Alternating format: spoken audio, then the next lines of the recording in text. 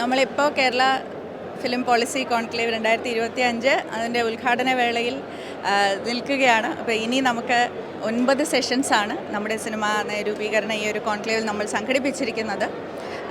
ആസകലം സിനിമയുടെ എല്ലാ മേഖലകളും വളരെ നല്ല രീതിയിൽ സിനിമയുടെ എല്ലാ മേഖലകളുടെയും വളർച്ചയ്ക്ക് പിന്തുണ പ്രഖ്യാപിച്ചുകൊണ്ടാണ് കേരള സർക്കാർ ഇത്തരം ഒരു നാഴികക്കല്ലായിട്ടുള്ള ഈ ഒരു ഉദ്യമത്തിന് തുടക്കം കുറിച്ചിട്ടുള്ളത്. അപ്പോൾ തീർച്ചയായിട്ടും ലോക സിനിമയ്ക്ക് തന്നെ ഒരു മാതൃകയാകും എന്നുള്ളതാണ് നമ്മുടെ പ്രതീക്ഷ.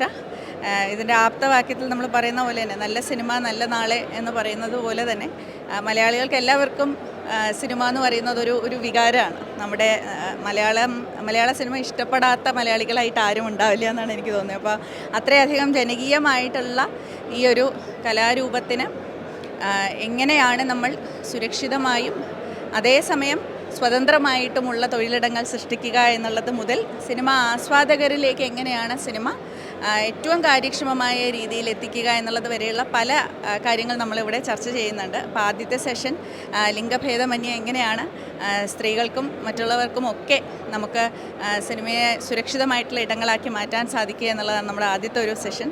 അപ്പോൾ ഇതിന് ശേഷം പിന്നെ നയരൂപീകരണവുമായിട്ട് ബന്ധപ്പെട്ട് നിയമം നിർമ്മിക്കുന്നതുമായിട്ട് ബന്ധപ്പെട്ട പരാതികൾ വരികയാണെങ്കിൽ അതെങ്ങനെയാണ് പരിഹരിക്കേണ്ടത്, അതിന് സ്ഥായി ആയിട്ടുള്ളൊരു വ്യവസ്ഥ ഉണ്ടാക്കുക എന്നുള്ളതുമായി ബന്ധപ്പെട്ടുമൊക്കെ ഒരുപാട് ഇപ്പോൾ 9 സെഷൻസായിട്ട് നമ്മളിവിടെ സംഘടിപ്പിക്കുന്നുണ്ട്.